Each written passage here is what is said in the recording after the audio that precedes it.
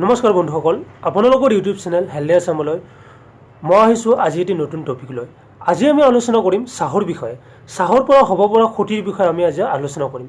বন্ধুসকল, আজিৰ পৰা 200 বছৰ আগতে আমাৰ কালচাৰত, আমাৰ সংস্কৃতিত চাহ নাছিলে, কিন্তু যেতিয়াৰ পৰা ইংৰাজ আহিলে তেতিয়াৰ পৰা আমাৰ সংস্কৃতিত চাহ অন্তৰ্ভুক্ত হৈ পৰিলে। বন্ধুসকল, এতিয়া আপুনি যাৰে ঘৰলৈকে নোযোৱাক কিয় পোনপ্ৰথমে আপোনাক চাহ দিবই। চাহ দিয়াটো আমাৰ কালচাৰৰ এটা অন্তৰ্ভুক্ত হৈ পৰিছে, আমাৰ সংস্কৃতিত অন্তৰ্ভুক্ত হৈ পৰিছে। কিন্তু বন্ধুসকল, আমি হয়তো নাজানো যে চাহে কেনেকৈ আমাক ক্ষতি কৰিব পাৰে, চাহৰ পৰা আমাৰ কিমান ক্ষতি হ'ব পাৰে। চাহ খোৱাৰ ফলত বন্ধুসকল আমাৰ বহুতো ক্ষতি হ'ব পাৰে। কিন্তু এতিয়াতো নতুনকৈ এচাম মানুহ ওলাইছে যি বেড টি, অৰ্থাৎ ৰাতিপুৱা টোপনিৰ পৰা শুই উঠিয়ে বিচনাতে চাহ লাগিব। তেওঁলোকে বিচনাতে চাহ একাপ নাপালে তেওঁলোকৰ হয়তো কয় যে, বহুতে কয় যে শৌচ ক্লিয়াৰ নহয় বা চাহ নাখালে তেওঁ একো কাম কৰিব নোৱাৰে। বিচনাৰ পৰা উঠাৰ আগতে বিচনাতে চাহটো লাগিব তেওঁলোকক শুই উঠিয়ে। কিন্তু এই বেড টিটোৱে আমাক কেনেকৈ ক্ষতি কৰিব পাৰে, বহুত ক্ষতি কৰে বন্ধুসকল। এই বেড টি খোৱাৰ ফলত আমাৰ কি হয়, আমাৰ গেষ্ট্ৰিক এচিডিটিটো বহুত বেছি বাঢ়ি যায়। আৰু লগতে যিটো আমাৰ আমচৰ পৰা গেষ্ট্ৰিক জুচেছ নামৰ এটা পদাৰ্থ নিষ্ক্ৰিয় হয়, যিটো পদাৰ্থ ওলায়, সেই পদাৰ্থটো ওলোৱাটো বন্ধ কৰি দিয়ে। সেই গেষ্ট্ৰিক জুচেছটো আমাৰ খাদ্য হজম হোৱাত বন্ধু বহুত সহায় কৰে।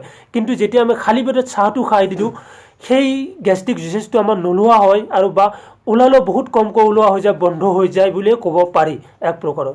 বন্ধুসকল, আৰু এই চাহটোৱে ৰাতিপুৱা খালী পেটত চাহ খোৱাৰ ফলত আমাৰ কি হ'ব পাৰে, ভালদৰে খাদ্য হজম নহ'ব পাৰে বা ভোক নালাগিব। আৰু দিনত যদি আপুনি 2 কাপ বা 3 কাপ 4 কাপলৈকে চাহ খায়, তেতিয়াহ'লে আপোনাৰ ৰাতি টোপনি নোহোৱাৰ সমস্যাও দেখা দিব পাৰে। বন্ধুসকল, বহুত মানুহৰ এইটো অভ্যাস আছে যে খানা খাই উঠাৰ পিছত চাহ খোৱাটো। কিন্তু খানা খাই উঠাৰ পিছত চাহ খোৱাটো বহুত বেছি প্ৰব্লেম বা বহুত বেছি ক্ষতিকাৰক। বন্ধুসকল, খাদ্য খাই উঠাৰ পিছত আপোনালোকে কেতিয়াও চাহ নাখাব। খাদ্য খাই উঠাৰ পিছত চাহ খালে চাহত কি থাকে, টেনিক এচিড থাকে। আৰু এই টেনিক এচিডটোৱে, যিটো আমি খাদ্য খাই উঠাৰ পিছত খাদ্যৰ পৰা যিটো আইৰণ তত্ত্ব পাব লাগে, কিন্তু এই টেনিক এচিডে সেই আইৰণ তত্ত্বখিনি শৰীৰক পাব নিদিয়ে, আৰু সেই আইৰণ তত্ত্বখিনি টেনিক এচিডৰ লগত মিলাই লয়। বন্ধুসকল, সেয়েহে আপোনালোকে এই টেনিক এচিড অৰ্থাৎ খাদ্য খাই উঠাৰ পিছত চাহটো নাখাব। আৰু এই টেনিক এচিডৰ ফলত যেতিয়া আমি আইৰণ তত্ত্বটো শৰীৰে নাপায়, তাৰ ফলত আমি এনিমিয়াত ভুগিব লগা হ'ব পাৰে। বন্ধুসকল, এনিমিয়াত ভুগিব লগা হ'ব পাৰে এই আইৰণ তত্ত্বৰ অভাৱত। অৰ্থাৎ আপুনি যদি খানা খাই উঠাৰ পিছত চাহ খায়, তেনেহ'লে আপোনাৰ শৰীৰত আইৰণৰ কমি হ'ব, আৰু এই আইৰণে আপোনাৰ এনিমিয়াক আহ্বান জনাব, আপোনাৰ এনিমিয়াক নিমন্ত্ৰণ জনাব। সেয়েহে বন্ধুসকল, খাদ্য খাই উঠাৰ পিছত চাহ খোৱাৰ পৰা বিৰত থাকক। তাৰ মিনিমাম 1 ঘণ্টা বা 45 মিনিট পিছতহে যদি আপুনি চাহ খাব পাৰে, কিন্তু তাৰ আগত আপুনি কেতিয়াও চাহ নাখাব। বন্ধুসকল, চাহৰ আন এটি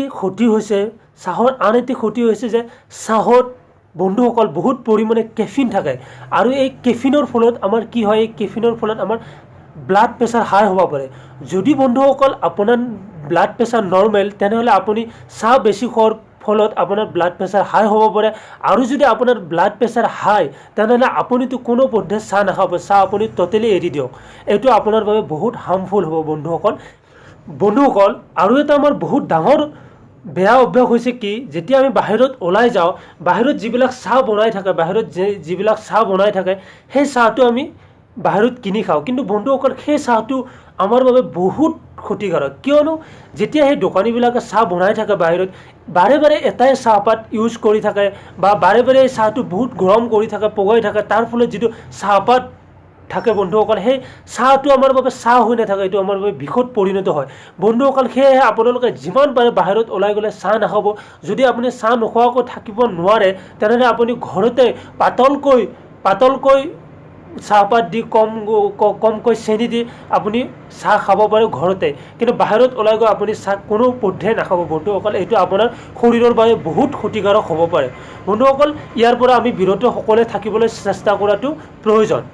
বন্ধুসকল, আৰু এটি বহুত ডাঙৰ সমস্যা হৈছে আমাৰ, আমি গাখীৰ চাহ যেতিয়া খাওঁ, তাত চেনি মিলাওঁ, প্ৰচুৰ পৰিমাণে চেনি মিলাওঁ, বা যথেষ্ট পৰিমাণে আমি চেনি মিলাওঁ, আৰু তাৰ লগত গাখীৰ দিওঁ। কিন্তু চেনি আৰু গাখীৰ মিলাই যেতিয়া আমি গাখীৰ চাহ খাওঁ, সেইটোত বন্ধুসকল 30ৰ পৰা 40 গ্ৰাম কেলৰি, 30ৰ পৰা 40 কেলৰি একাপ চাহত পৰি যায়। আৰু যদি আমি তেনেকুৱা চাহ দিনত 3ৰ পৰা 5 কাপলৈকে যদি খাইছোঁ, তেনেহ'লে বন্ধুসকল আমাৰ 8ৰ পৰা 3 কেলৰিজ আমি দেহত ইনটেক কৰি লওঁ আৰু সেই কেলৰিৰ ফলত আমি অভাৰৱেট হৈ যাব পাৰোঁ বন্ধুসকল হয় চাহ খোৱাৰ ফলতো আপুনি অভাৰৱেট হৈ যাব পাৰে সেয়ে বন্ধুসকল যিমান পাৰে আপুনি গাখীৰ চাহৰ পৰা বিৰত থাকক যদি আপুনি চাহ খোৱাটো আপোনাৰ যদি বহুত বেছি মানে হেভিট হৈ গৈছে আপুনি চাহৰ পৰা এৰাই থাকিব নোৱাৰে তেনেহ'লে বন্ধুসকল আপোনালোকে চাহ খাব পাৰে গ্ৰীণ টি খাব পাৰে আপোনালোকে লেমন টি খাব পাৰে তুলসী টি খাব পাৰে কিন্তু আপোনালোকে গাখীৰ চাহ নাখাব বন্ধুসকল গাখীৰ চাহ নাখাব আৰু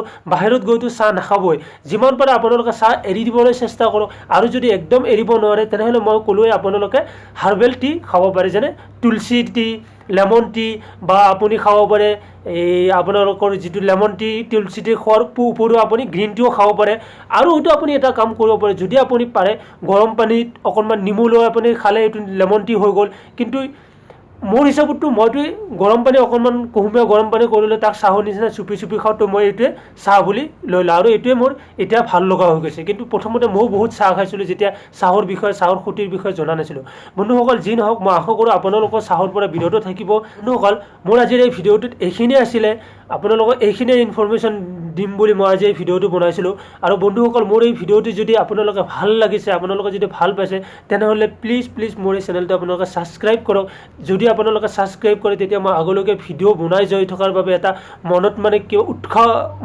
উৎপন্ন হয় যেতিয়া আপোনালোকে ছাবস্ক্ৰাইব কৰে আৰু কমেণ্টত লিখে যে আপোনালোকে কেনেকুৱা পাইছে বন্ধুসকল আগলৈকেও মই এনেকুৱা ভিডিঅ' বনাই যাই থাকিম এতিয়ালৈকে আপোনালোকক ইয়াতে এৰিছোঁ ধন্যবাদ